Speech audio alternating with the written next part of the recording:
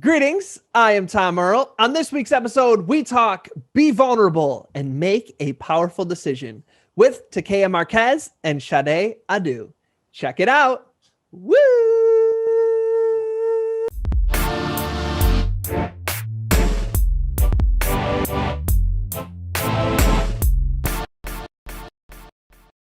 Greetings, I am Tom Earl, and this is my year of depth.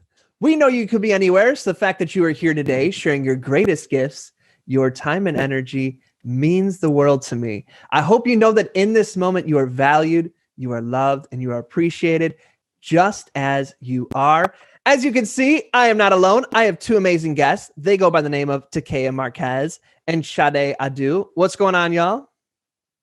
Hey, how's it going? Going great. I'm so grateful that for whatever brought us together, that we are here and get to explore what is meant to come up in this conversation. So thank you both for sharing your time and energy. Just want to start from that place. So I appreciate you. Yeah, thank you. Of course. Why don't we jump into the intros for the folks out there who don't know who you are? Takei, you want to start? Anything you'd like to share? Fun, random, business, however you'd like to intro us. We're ready to learn a bit about who you are. Yes, of course. So I am a creative copywriter.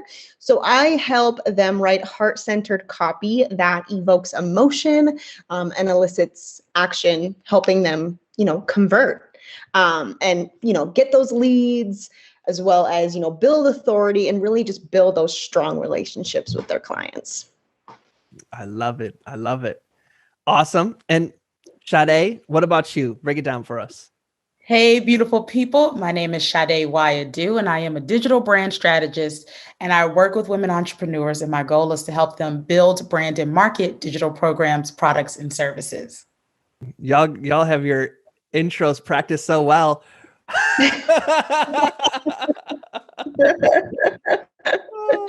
We have to. I'm trying to hit on you real quick before it's done. Oh, okay, we're in. Okay, let's start here then. So, the bios are awesome, and obviously y'all are at the top of your game. So we're glad to have that.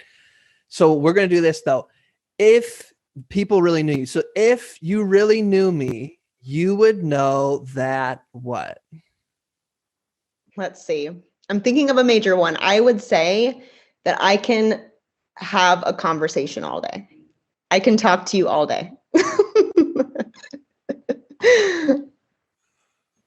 So the thing that I thought of was, if you really know me, you know I love gummy bears, gummy worms, and rainbow sherbet ice cream. Or you could say, I'm really silly. So that's what came to me first, that, I don't take myself too seriously. I like to have a little fun. That's awesome. Do you like the gummy bears in the ice cream? Oh, no. Okay. Separate on their own. I have to enjoy both of the experiences separate. So why don't we jump into your entrepreneurial journey? Did you know when you were growing up, you know what I want to do? Entrepreneurship. Was that where it was at? Tell us about your entrepreneur journey. How did you get to become the bosses that you are now? I would say, honestly, from as young as like 6 or 7, I have always loved writing. I would write little short stories. I was always writing in my journal. And so for me, it always just made sense. Even if I wasn't doing it in a job, I was doing it in my free time. And then of course, now obviously with what I'm doing now, it was just, I call it just divine timing, the way that it happened in becoming an entrepreneur. Absolutely. Yeah. Because all the jobs that I've had before, and this is something I emphasize all the time when talking about my career, is that though within my jobs, I wasn't always doing writing, I was always doing one important thing, is I was connecting with other people. I was, I had that human connection. And so for me, it made sense that I had those jobs. I don't regret having those jobs, even though of course it wasn't doing exactly what I wanted to do. It made sense, and it aligned with me. in terms of that human connection. Because for me, honestly, with writing, it's all about human connection. And that's one huge thing that I love about my job, is that I get to connect with people. I get to know them as humans, and to know their story, what makes them tick. And so for me, it took a while for me to start this entrepreneurial journey, but I feel like when it happened, it was like, yes, finally, like I'm now just embracing this huge part of me. And it almost, I want to honestly, dare I say, it happened like seamlessly. Like it just happened. And I was like, like I feel at ease right now. And so full circle, I call it full circle. So yeah. I love that. We appreciate you getting to share that with us. Yeah, thank you. Of course. What about you, Shadé? I did not know that I was going to be an entrepreneur. I knew I always wanted to be a teacher. My mother shared a story that when I was in preschool, she would come to pick me up in the afternoon, and I would say, can I please stay after school? Because there are kids who didn't learn their ABCs and 1, 2, 3s, and I need to stay to help the teacher with them. So I always knew I was going to be a teacher. My family encouraged me to just go to school and get a good job. And that job was going to be in education. And that's what I really thought. I thought I would go to school and come back to my town in Irvington, New Jersey, and be a social studies teacher in my middle school that I went through. That was my goal. And then life had other plans for me. I went and got my bachelor's degree in school in Maryland. Then I went to school in Philadelphia. And then this whirlwind opportunity just happened that fell on my lap. And I decided to be a teacher, but I didn't see it in the Republic of Kazakhstan. So that was not on my plan. That was not on my list. I saw myself maybe traveling or studying abroad, but I was so heavily involved in undergrad. I was in all these clubs that I didn't want to leave. So when this opportunity came to me after graduating from graduate school, or during the process of graduating, I decided to take the leap and go, because I knew if I didn't go, somebody else might not take that opportunity. And I left my family, went 5,000 miles away, literally on the border of Russia. It was very cold. You start wearing a winter jacket in August. So the first week in August is hot, like maybe 80 degrees. And then it just drops to like 40 the last week of August. So it was very cold. And that's a story within itself. And I was only supposed to be there for 1 year, but 1 year turned into 3 years. And after the third year, it was time to leave. And I was just over it. And my boss, I was teaching, I was developing curriculum, I was training teachers, and I was living an amazing life. I was traveling the world. I had been to over 30 countries by that point, but I knew that there was something else that I was supposed to be doing, but I didn't know what. So on the first day of the third year, my boss said, "Are you coming back tomorrow?" And I said, "I don't know."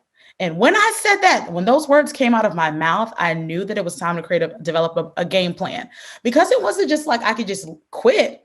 I lived 5,000 miles away from here. I had to develop a game plan.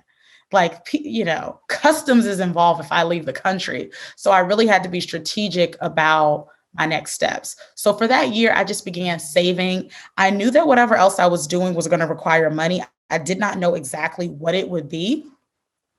And a month before I resigned, I started my business online. And my goal was, I wanted to inspire people. I wanted to help them. I wanted them to know that their best dreams in life was possible. And I just put up a website and I was like, hey, I'm in business. And then, of course, I realized that was not a business. But that's how we kind of got started. I just knew that I was supposed to be doing something else. And I was supposed to be teaching beyond the classroom. And because it started internationally, I realized that I was supposed to be having an international focus. I was supposed to be able to help people from around the world. If you would have told this kid in Irvington, New Jersey, this 20 years ago, I would have been like, what are you talking about? But now I realize that we are a globally minded community and global citizens. And that's really what my I have a commitment to the world now. And that was really because I took that leap of faith that speared me into entrepreneurship. And now we're looking at that almost 7 years later, having impacted people from around the world. So I didn't see that when I was a kid. That is awesome. I appreciate getting to hear both your stories and the way life gently nudges us and sometimes throws us into the pathway we're supposed to be on. So I liked what you said, Shadé, about, putting out a business. And then there's the part of, okay, but what actually is the business? How do I get customers? Those kind of things. So I'm curious for both of you, what was one or a couple things that you found really moved the dial on it being, I want this to be a business to, okay, now it's consistently making money. This is my thing. What would you say are some things in your own life that you saw created those big shifts or those big moments? I would say, the obvious first one is really just deciding that you're going to do that. It sounds so simple, but I always tell people that I literally just decided that, because for me, last June, I actually got laid off due to COVID. And it was almost, I say that it was almost like a blessing in disguise, because I knew I wanted to move forward from that, but I didn't know how. So when I did, it was almost like the universe being like, well, here's your chance. Here you go. And so for me, that was the first push. And then, of course, I definitely don't hesitate to reach out for help. I don't know everything. I don't, especially with entrepreneurship. So I've been incredibly lucky where I have found people in my circle, with like a business coach. Just other entrepreneurs who are just so happy to share, anything that they know so far. So for me, I'm really grateful to have been able to not learn certain things the hard way because I asked for help. I'm like, do not hesitate. Don't do everything yourself. If you don't know something, ask for help.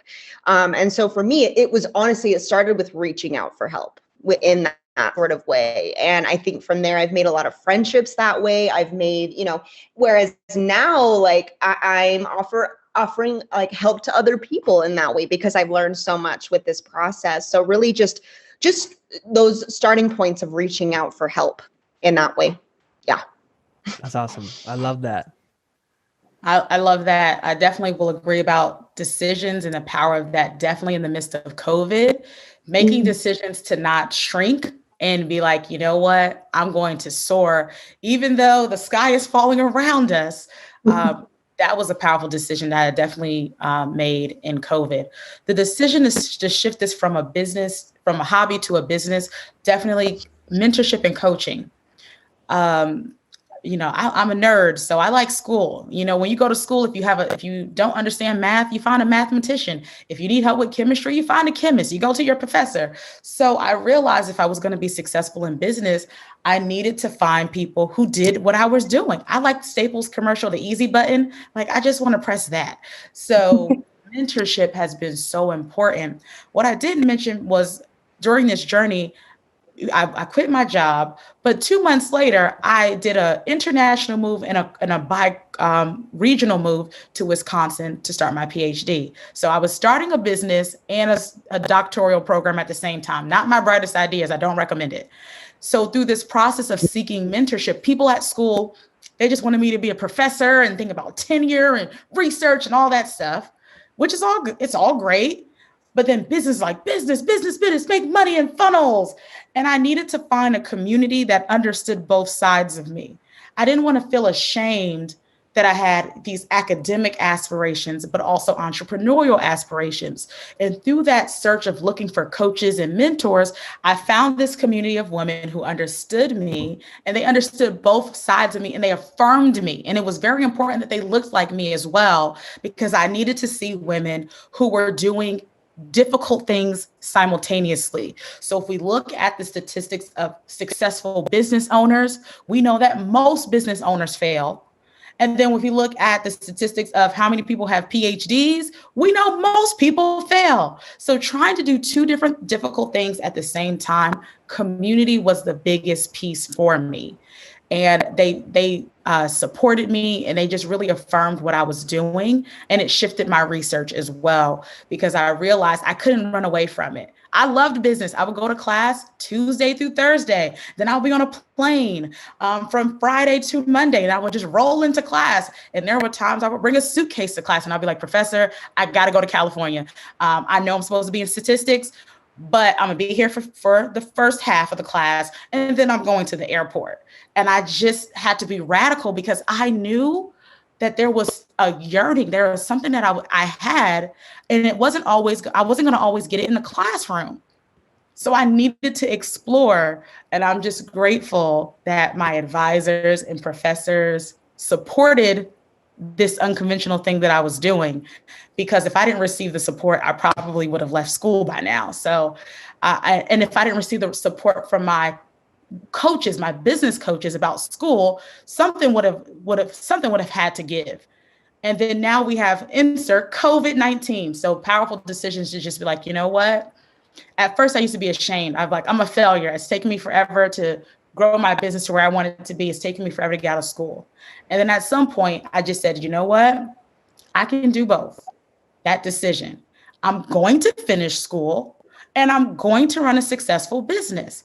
And I get to decide what that looks like and forget what everybody else thinks is supposed to look like. And I'm going to be happy and do it on my own terms. So that's where we are right now. And I'll tell you, it's really beautiful, colory and shimmery. It's a different experience than it was 365 days ago. I resonate with that.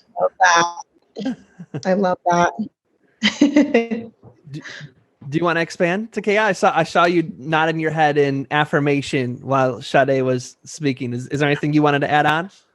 No, what you were just saying at the end there, where it was like, I get to decide. I get to decide what this looks like. And I think for me, the jump from 9 to 5 to this, that was exactly it. Like finding that balance of, being a professional, but also really incorporating who you truly are into something that is your business model, if that makes sense. And so really being able to just almost dive into this entrepreneur world and say, this is me. Like, this is just genuinely who I am, but also look at my craft, like look at what I can do, but also here I am, and have that honestly be your brand. I mean, that sounds like such an obvious thing, but when you come from something where you weren't doing this before, it's so exciting to be like, wow, like people do this, like they get to decide this. Like, it's just, sometimes it's overwhelming where it's like, it's so much so that like, there's so much that you can do where you're like, where do I start? What do I do? But I think too, it's giving myself the grace to like learn along the way and really just be open to the fact that I am forever a student. I will never know everything. I love what I do. And I would say I'm really good at what I do, but I can always still learn more and more and more. Like, for example, I am currently taking an amazing copywriting course to like expand and nurture my skills. It's not that I don't know enough, but it's like, absolutely, I'm going to nurture that. You know what I mean? And also I see it as like professional development. I see it for my clients. I see it like exciting ways that I can do more, And so really just, I don't know. I just love what you said, where you're like, I get to decide this. It is just really like stepping into that role. It's just been super fun. And I've just really been like playing with that it's not like in a taking it too serious kind of way, where it's just super fun. And really it's really awesome when which I'm sure you guys understand this, where you get those first amounts of feedback that are so nice and just so like genuine. And you're like, oh, wow, like this is amazing. Like, oh my gosh, like if I ever doubted myself, like, how did I ever do that? Like, how did I ever do that? Of course you're great. Of course, so it's inspiring. So thank you for sharing your story, Shadé. Thank you. Yes. This is powerful. I love it. And I love the thread that was between both years is what worked, reaching out for help, getting a community, finding support. I love that thread. That's for me as well. I resonate with that. There's things that I realize, oh, wow, I am doing this completely wrong. Thank God I'm in this group. So I really resonate with that.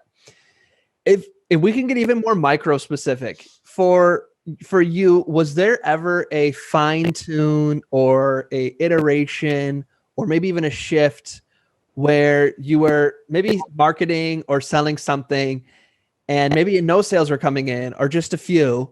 And then it's like, okay, let me fine tune this or let me completely switch this. And then it was like, boom, okay, now this is connecting with the audience. Has something like that ever happened? If so, and what was that shift? What did you do different or what did you learn or start doing? I would say, and I actually see this a lot with, other people in my field or just as entrepreneurs, you put out a product or something like that, like a product or a service, and you're like, hey, look, this is what I'm offering. And sometimes there's not enough emotion behind it, or there's not, it's not personalized enough. And I feel like sometimes it can be, I don't know, whether you're a new entrepreneur or you've been one for a while, but maybe you're like in the routine of this and it's just kind of, you've been putting stuff out for a long time. And so I think, and I can only speak for myself, but when I say we, I just kind of mean in general. I think we, sometimes it becomes almost like a second thought to be like, oh, like I need to maybe say why I want to put this out, like why it's important to me to put this out, or you know what I mean? And really maybe like a backstory behind that. One thing I kind of put out there and teach is like the power of like storytelling, right?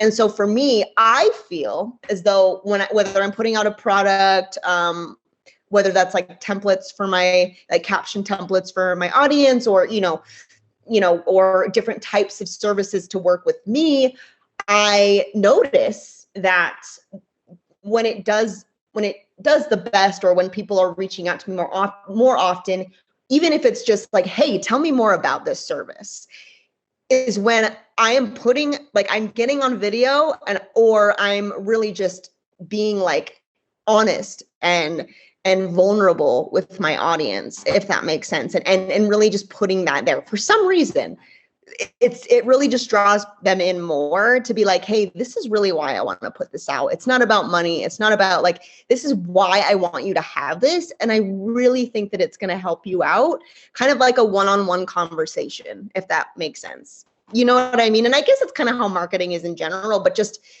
adding that level. And that's why for me, that heart-centered copy kind of thing, I think that's why it kind of blends together. And so with everything I put out, I notice the more I'm vulnerable like that, and I offer it to them in such a way that's like myself, and they know that that's me, it does better for some reason, if that makes sense. Yeah. No, it makes sense. So what I'm hearing you say is that when you started to speak more to the personal, like this is why, and speak more, people are going to come back with emotionally rather than intellectually, like here's the features and the bells and the whistles, that seemed to be what made the difference. Am I hearing you correctly? Yeah. It's the idea of, you never want to talk about your solutions or how great your product is. You want to talk about the benefits on how they will feel after you use it, or you know what I mean? And it kind of includes them in that. And it's not really about you and your product. It's about them. Yeah. And what about for you, Shadé? When I was asking the question, I saw you, it seemed like you had an answer. I think I love the conversation about copy, because I hate writing copy, but I know good copy. And it definitely is about telling that story and speaking to that person and their pain points and where they desire to be. And I was at some event in New York, and one of the people who was there, I had a conversation with him, and I was like, I do this and I do this and I do that. I was like juggling all these, balls, like it sounds like I already keep doing. And he was like, that sounds like a good business, but it sounds like a very difficult $1 million business or 7-figure business. You need to make some decisions. This word decisions has haunted me, my business life, throughout the business life. And I really didn't like that he said that to me. Like, why can't I do everything? And I saw him a year ago in Tennessee, and we were at Funnel Hacking Live, and I ran to him and I said, do you remember what you said to me like 3 years ago, whenever it was? You told me I needed to make a decision, and you told me that I had a nice business, but it was difficult. And then he said, okay, that sounds like something I would have said. He didn't remember the conversation. And he was like Yoda, he's all wise. And he said, well, have you made the decision? And I was like, I think I'm getting there. And then insert COVID-19 just a month later after we see each other. And I had to make a decision about how was I going to best serve my audience. COVID introduced so many different problems. Everyone was coming online. So then I realized, okay, what do I already know how to do? What can I do from home, and what can I teach people that will be the most beneficial, the most impactful for them right now? And I realized my background as a teacher, creating digital products and teaching them how to create online courses and getting very clear.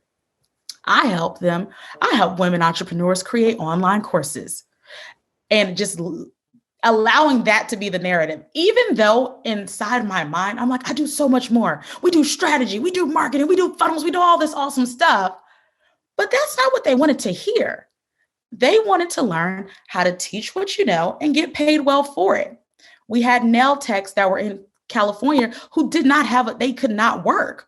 So they were doing virtual pamper parties and teaching people how to do their nails and take care of themselves at home. We had people who were in the event planning, doing virtual events and creating digital products and courses about that. So I realized, okay, the digital e-learning space is just catapulting.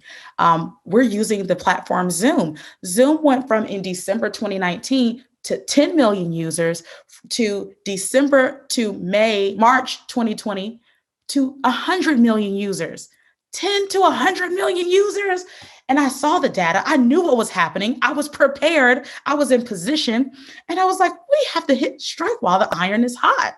And I understood how, and I just thought about my background in history. I got it. You know, when seasons of recessions happen or seasons of even pandemics, there are people who rise to the top because they understand problems and they are quick to find solutions.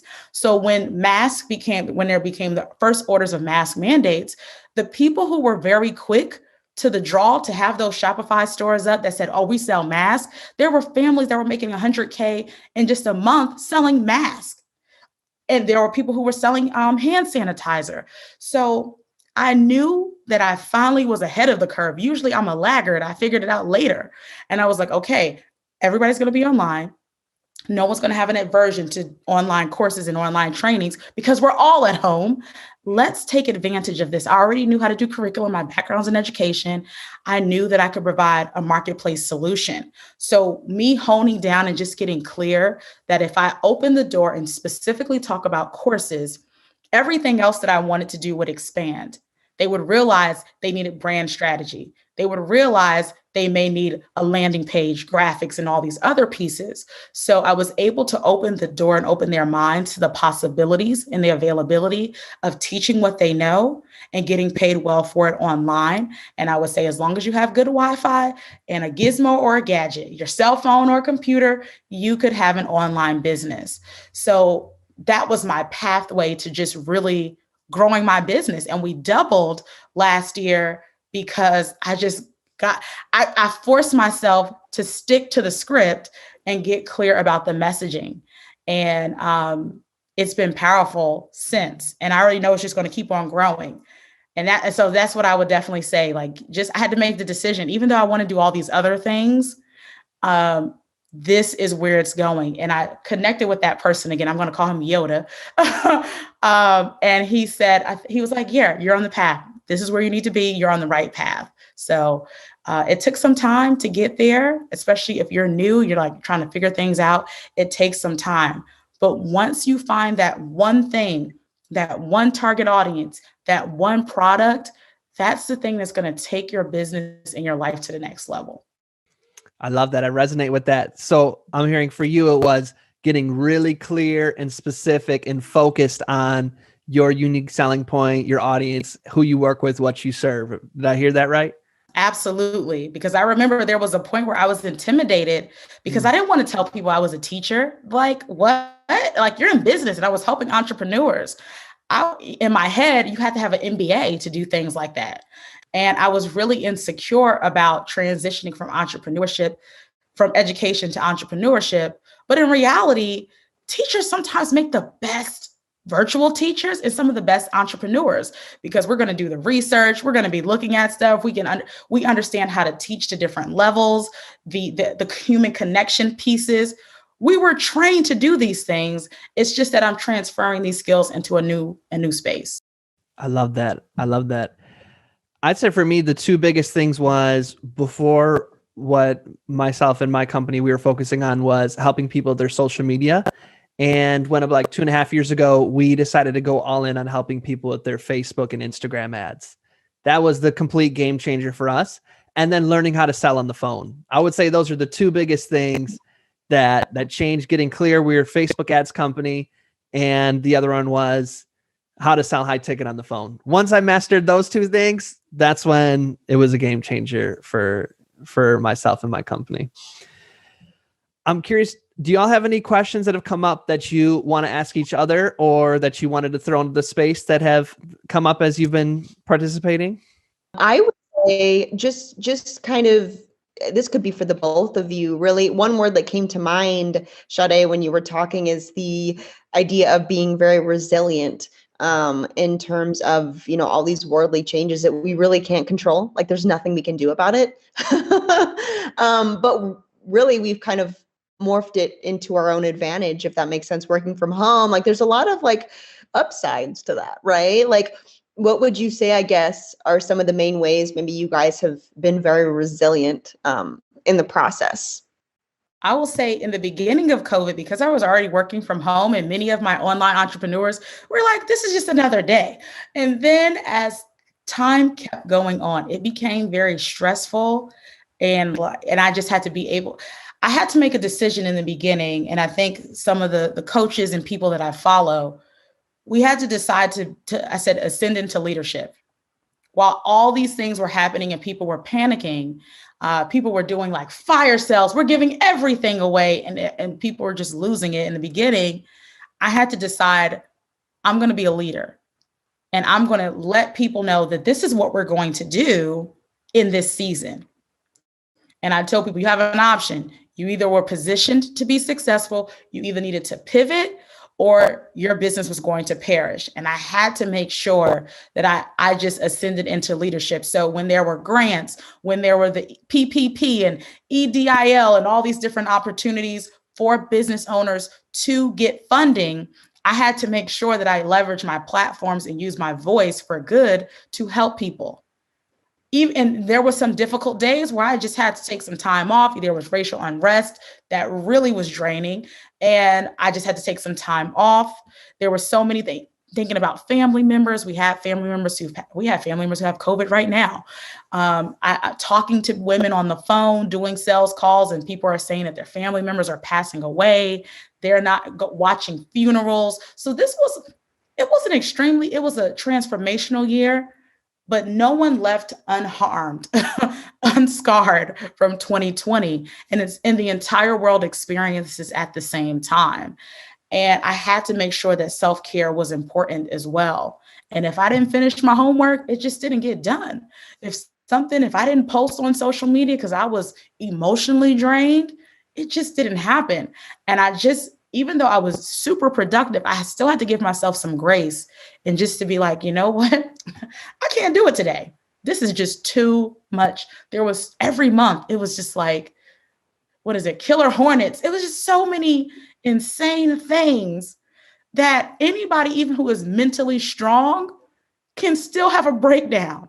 So I had to remove myself a couple of times to refuel me. Especially for someone who's filling up everyone else's cup, I had to take some time for myself and just understand this is a lot. So 2020 was definitely one of those years where, we're still experiencing, but we have the vision now. We know what to expect. We can see kind of a little bit of the light at the end of the tunnel now. So I will definitely say taking time for yourself and being okay with that. And if you're not okay, you don't have to be the strong person. And I think that was an important piece of that year as well. Be open and be okay with being vulnerable. There were a lot of emotional days. Sometimes I'm crying on social media, and it's okay. I needed that to happen in order for me to be the best person possible. I love that. Yeah. And what about you, Tom? Yeah, two things come to mind for me. The first with the COVID story. So our daughter Jayanma, our first daughter, was 2 weeks old when all the lockdowns started, and so what that was an interesting experience. And then the other thing was I had volunteered to take the night shift, so I also switched my schedule that I was going to bed at 7 a.m. and then getting up around like 1 or 2. So my day was like 2 to 7. And so what I did then is I got a bunch of clients I had a client in Singapore, South Africa, UK, and Australia, so that my night shift was their day shift. So I was awake while they were awake. Because I found that with everybody else, they're like, hey, can you talk at, 8 or 10 in the morning? I'm like, no, I'm asleep. That's like my nighttime. So that was kind of an interesting experience. I would just say the overall thing that I've had to learn that I still have to continue learning is just learning to take no, and where someone says no. So if you're on a sales call and they're like so excited, you're excited, especially because it's expensive to work with us to run your ads. They're like, no. And you're like, oh my God, I'd already imagined how I was going to spend that money. You know what I mean? Like, and not letting yourself go to, well, I should lower my prices and I should do this and I should do that. How you stay like, no, this is what it's worth. I'm not going to discount, and just show up to the next sales call without showing up with whatever unworthiness is triggered by somebody's no or insecurity. Absolutely. Finding a way to recover and not take it personal. That's the journey I'm continually on, if that makes sense. I absolutely relate to that one. In fact, I posted about this on my Instagram. I recently had an experience like that where, it was a matter of them, essentially, with pricing, it's so tricky, right? Like, we have, as entrepreneurs, we have this understanding that, not everyone can afford your stuff all the time. Like, and that's just, I've been in that position before on my own, like the other way around. Right. But I was in a situation where they kind of made me feel like I was like scamming them basically with how like high scale my prices were. But of course I was very kind in my response. Although as humans, our initial response to an email like that is like, well, well, but, I think it is hard, and we do get triggered sometimes. I feel like, with, really not only owning our spot in the entrepreneurial world, but just really being confident in what we charge, because that, we need to be confident in our worth and, what we offer. And so I think sometimes that ties together really tightly, so it can really just like hurt our feelings. And I'll admit it does sometimes, but I feel like, no, I've worked really hard to get to this point of being very confident in myself and my skills, and really just be confident as a leader, because for a long time I wouldn't have seen myself like that, if that makes sense. And so I just know I'm so confident where I am that like, no, I'm going to stand up for like where I'm at, and like my prices are at where they're at because I've earned it, and I've you know what I mean? And so, yeah, it is tricky. So I wanted to just respond to what you were saying, because I was like 1,000% yes. yes. I totally can relate to. I had a client that was having that challenge yesterday, and I said, every day I got to work on this. Every single day I have to believe that I'm worthy, that I'm more than enough, and that the price is the price. And I just got to keep saying it, and I have to keep believing it. And I'm not going to lower the price. Now, I will work with people. There's payment plans. There's different ways. We have, I got dozens of digital products, and I tell people, you can win your way. That's what I say. #win your way. Whether it is an investment that's already digital and doesn't involve me and it's under $100, or whether it's a $10,000 offer, win the way that works best for you. But my $10,000 offer is not going to change. it is what it is. And I tell them, I said, it's for the people it's for. And you may not have experienced these prices before, but that's what it's going to be. And just being adamant and kind of like sharing this with my audience and letting them know that this is where we are. And if you want to hang with us, this is the investment level. But we do have other things that are not that at that investment level. And then also, I think another piece, because I'm dealing with people with digital-based businesses that don't get traditional loans, letting them know other ways of financing. So that was something I was intimidated about. I'm like, there's PayPal, there's Stripe, there's this. These companies will give you your money up front, whether it's a low fee, low interest, or no interest. And you just make the commitment to yourself that you're going to make your return on investment. And I always say, you are your best investment. So just shifting their mindset and doing some work on that to get people to look at investing in themselves as the best level. And once they understand that, then the light bulb goes off. I love that. Such a great question. Thanks for that one. I appreciate that. Shadé, was there anything you wanted to drop into the space, or otherwise I got some more questions for us, but just wanted to see if there's anything that was on your mind or heart that you wanted to drop into the space as a question. I definitely want to talk about, so people ask me all the time, and I would love to hear, when is the best time to hire a copywriter? When they're starting their business, or like, when is the best time to insert a copywriter into their business model?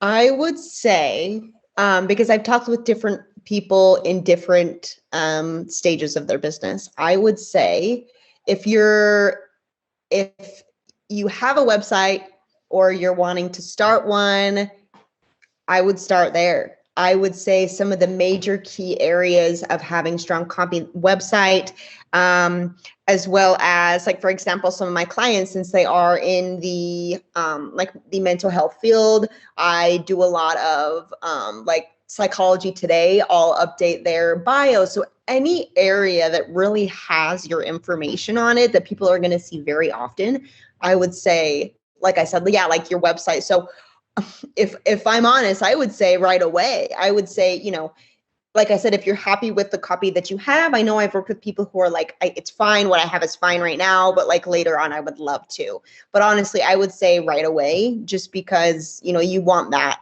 like strong copy, like right out the gate. For sure. And then of course, with projects, like I work with people who have different projects that they're working on. So whatever they need help with. So yeah, like any type of copy that needs to be really strong and really converts. So it could be right away. It could be later. I guess it just depends on, what your needs are at the moment. I would just add into the mix, if you're an entrepreneur or you have a message or you want to make an impact and you want to do it online, you have to set aside a minimum of 10 minutes every single day where you are writing. And it doesn't have to be writing that makes sense. Like it could be points. It could be like free write. I want you to free write every day for 10 minutes. I try to do it. I try to get up 15 minutes before my daughter does. And I just write until she starts being like, I'm awake. Get me out of here. So it's going to change your world. That's my drop into the space. And you seemed like you resonated with that, Takea. Did you want to? Absolutely. Yeah. One thing I was told, and it sticks with me ever since, is in order to write good copy, you have to be willing to write really horrible copy. So that means, just doodling, doing whatever. And even for me, yeah, there's some days where I'm like, I don't like what I'm doing right. I don't like what I'm writing right now. But like, I think for me, that means like step away for a minute, if that makes sense. Yeah. Oh, and by the way, I'm so sorry, you two. My dog is crying. Can I step away for 2 minutes to just take her out, or she's going to be crying this whole time? Do your thing. So why don't we, while we're waiting for Takea to come back, I'll ask you a question, Shadé, and then Takea can add in her thoughts when she comes back. So you had talked about representation, how it's important, especially in entrepreneurship, for representation and for folks to be able to learn from people who look like each other, look like themselves. So, that is one of the core values of the celebration of our podcast. Is we're sick of the 4-panel white guys being like, let us tell everyone how to run, their shit, or like, This is so easy. Just get out there after it, not taking into account. So I already see you affirming you agree. I'd love if you could just speak a little more on that. And if you also want to talk about what your PhD thesis is on, because I think it's interconnected. The world is changing. Entrepreneurship is changing. If women are the fastest growing group of entrepreneurs, African-American women are growing businesses faster than others. But what we're not talking about is the receipts and how much money is being made on average, specifically for Black women. On average, the receipts are $24,000 a year compared to white women, where it's about $144,000 a year. And we looked at some numbers. I was on a Clubhouse talking about this. And if we just 6x'd the amount of money, if we made the same amount of money as just white women, we're not even talking about white men in business or even Black men in business. If we just made the same amount of money, we would add over $981 billion in revenue. If all the Black female owned businesses just made about $150,000. And I was like, well, what would that look like? How many people would we be able to employ? How many lives would we be able to change? What kind of positive outcomes could be created if we could just get people over the 6-figure mark? And I was looking at the data and I said, wow, we don't have too far to go. If we just teach people, like there's people who make $24K in a weekend or in a month. That's not, if we're talking about the United States, that's not a livable wage any way we flip and script this. Even if you're in one of the, cheaper locations in the United States, $24,000 is still, we're like minimum wage. That's not a livable wage as an entrepreneur. And a lot of times we go into entrepreneurship and we accept minimum wage, even though if we were at a job, we would not accept that. So it's super important to me. This is an economic issue. This is a development issue. This is a generational wealth question that I realized I needed to be committed to. And if I could help in any way, and if that meant like helping people learn how to create digital courses and products, and if they could just make double what they made, it would make a difference in people's lives. It will make a difference in people's families and their generations and what they'll be able to create. So that, for me, the research and the business definitely is extremely purposeful. And I'm very intentional about, in my research, centering Black women, because when we center people on the margins, I think this is Audre Lorde, we center people on the margins. If the people who are ignored and neglected, who make the least amount of money when we're looking statistically at Black women and Indigenous women and Latino women or Latinx women, we see that we're making less. And if we can get them to make more, communities are better, cities are better, the world is a better place. Maybe I'm idealistic. I say if women have more, the world is a better place. So I am definitely committed to that. And there's definitely a shift in the marketplace. Some people enjoy it and embrace it, and some people don't. Some people have they are apprehensive towards it, but it is changing. The tides of the world are changing. The demographics are changing. So it's important that our leadership in life, politics, and business reflects those shifts in demographics. So these are some of the side things that I do. I don't really talk about that on the internet. Some people ask me, but I am definitely committed to those pieces and inserting myself into those conversations because, the world is changing. And even statistically, if we look at corporate America, when they have women on their boards, they make more money. So it's fiscally responsible to support women. Everybody wins. So if we're looking from an economic, standpoint, everybody wins when we have more diversity of thought across spheres of influence. We all win. But some people don't see it as that way. But I definitely am somebody who is an advocate for having diversity in all levels of life in spaces because it is beneficial to all of us. Yes, I resonate with that. Takea, just to catch you up. So we were talking about the importance of representation, especially in the entrepreneurial space.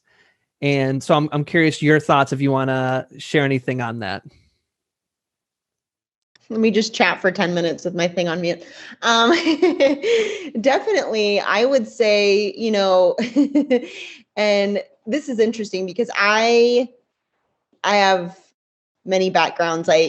For me, I'm Hispanic, but I'm definitely, I have many more things. And it's like a melting pot. So I have many things, but I would say it's interesting, especially the conversations I have with different entrepreneurs who are, people of color. Like speaking with everyone and hearing their perspectives, it's very interesting.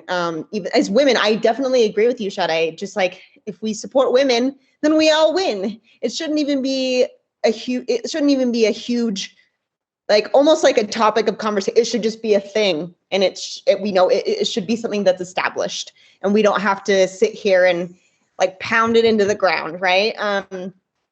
I feel like as a woman myself, but also someone, who is Hispanic and, within a field, like an entrepreneurial field that is filled with, many types of people. I don't know how do I say this? I have found it very interesting to navigate because with different backgrounds, with different, areas of expertise, I don't know, sometimes that can lead to interesting conversations, like good and bad, if that makes sense. I don't know, like Shadé, have you experienced stuff like that in terms of, how do I say, whether, if someone isn't taking something seriously, if someone is questioning, basically like why you're here, like with what you're doing, if that makes sense. Have you ever had someone who's like questioning like your role and what you're putting out there, if that makes sense? I guess that's how I wanted to like build up. If anyone has like specifically questioned me, maybe I can't think of it at this moment, but I think a lot of these conversations are happening on the platform Clubhouse, where Absolutely. the gurus and the bro marketers are getting to hear in real time people's opinions of them. So I think there definitely is a shift changing, because when they first came on that particular platform, it was like, hear us in all of our $50 million webinars and all the stuff that we're doing while we're amazing. And they were kind of like mansplaining us all. And absolutely. Yeah. There were not women on the platform, on their rooms, and women of color. And then there was this big blow up. And I think ever since that blow up happened, discussions started to happen. The hard questions, the hard discussions that were happening behind the scenes were finally coming to them. And people were questioning them. Like, listen to women, talk to them, listen to people of color, listen to people who are not just skinny, listen to people of different ages. And I think they're a little bit more thoughtful. I would hope so. I would like to say like they're thoughtful, but it definitely shifted the tide. Definitely. And it's funny you bring up Clubhouse, because that's exactly what I was talking about, where I'm seeing these kind of things is Clubhouse. But I'm very grateful. I've been in a lot of rooms and invited to rooms to speak in rooms, and it kind of changes that narrative, which I'm really happy about, because I'll be honest, there are rooms that are very much like what you're talking about. And luckily you can see kind of the name of the rooms where you're just like, I'm not going to go in there. I'm not going to talk about, but that's the beautiful thing about being able to choose what you choose which room you're going, you choose which conversations that you want to be a part of. And I've been allowing myself to be a little bit brave, and even going into some rooms that maybe, at some point I feel like I don't have anything to contribute to this, but it turns out I do. It turns out I do have something to contribute. And I think that's kind of what I was talking about in terms of, coming into a space where I had no idea, like, do I belong in this space? Like, I'm not sure, or, even especially being a woman, like I can't say that enough. Like it's a big deal. It feels like a big deal. And it feels so nice to be a part of, rooms that around people that I now admire, even being on here talking with you, Shadé, that I think it's just so nice to continuously be surrounded by people who are in the same, almost like in the same room per se as you. And it's nice. You don't feel alone. You feel really supported, and then it makes me feel like I am part of the conversation. I can be a part of the conversation. There's enough room for all of us, you know? I love it. I love it too. Well said, y'all. I'm a little more not as optimistic. I don't think that the big white gurus, I don't think it's becoming a value. I think it's that I'm forced to, and especially this summer, you know, I'm forced to, kind of like Amazon putting Black Lives Matter, but then paying everybody dirt. Same thing with the big gurus. I don't think, though, that it's translating. It's still like, hey, affiliate marketing, all these other white guys, or who am I going to have on my podcast? Other white guys, or, you know, when you see like 3 other white guys, let's do a course together. I don't think people are even thinking, oh, is there a problem with the fact that it's 3 of us? No. Because look, and when people always say like, we're translating 10 different languages, I'm like, yes, but everybody's white. Like they're white language. Like it does, or like people who are white passing from that country. Like it. So I just say, and this isn't me, so I'm not saying that this is, I'm echoing, let's stop trying to hope these big gurus change and put our money behind Black and brown women and make them through our money the gurus, because that's really where I think the unique perspective is going to come from in the marketplace. That's who I've learned the most about entrepreneurship from. So that's more where I'm coming from, especially because I hear a lot of the behind the scenes conversations white guys have, because they don't know that I'm covert and I'm calling them out. I say, don't get your hopes up on it. That's where I'm at. Yeah. Oh, well, at least you're honest. We have a long way to go. And the thing about Clubhouse, you know, the locker room talk, we got a chance to hear it. We knew it was happening. Yeah. Sometimes they get very comfortable and forget we're in the room. So we always said, okay, this is how you really feel. So that really was an eye opener. Some of them will not change their behavior. It is temporary. Some of them will never change, and we have low expectations of them changing. And I do agree, just being very intentional about where I invest money and who I affirm, and being intentional about different stages and platforms, and having conversations. And if they bring it up, being unafraid to have those uncomfortable conversations with them as well. So speaking of supporting and paying for services from Black and brown women, y'all shamelessly self-promote. Where can folks hire you? Where can they say, let's do this, grow my business. I want good copywriting. I want an online course that sells. How can they hit you up? Well, I'm on a few platforms, but my main website, it's just www.takeamarquez.com. You can also find me on Instagram, Facebook, LinkedIn. I won't name them all off, but yes. So yeah, I'm kind of all over the place on there, which is nice because you can find me on multiple things. And Clubhouse. I love Clubhouse. So. And what's the handle? Takea Marquez for all of those? Oh, yes. So sorry. So it's takea.marquez. Okay, and why don't you just spell the first part for us? Yes, so it's without the apostrophe, because platforms don't think an apostrophe is a letter. So so it's just TKEYA.MARQUEZ. So at Takea Marquez on Instagram. Awesome. Shadé. You can find me at Future Dr. Shade or Shadé. My name is spelled like shade. Again, those accent marks, the platforms on my birth certificate. Apostrophe after the E. So Future Dr. Shade. You can find me on Clubhouse. I love Clubhouse as well, on Instagram, across the internet, wherever you like to hang out. You can definitely find me at Future Dr. Shade. So folks, if you didn't catch all that, if you're on the go, wherever you're listening, you will find in the show notes how to connect with Shadé and Takea and reach out to them, hire them. And here's the good thing. When you pay them the monies It's not like you're investing in random stock that is going to lose you money, or, you buy food and you eat it and there goes your money.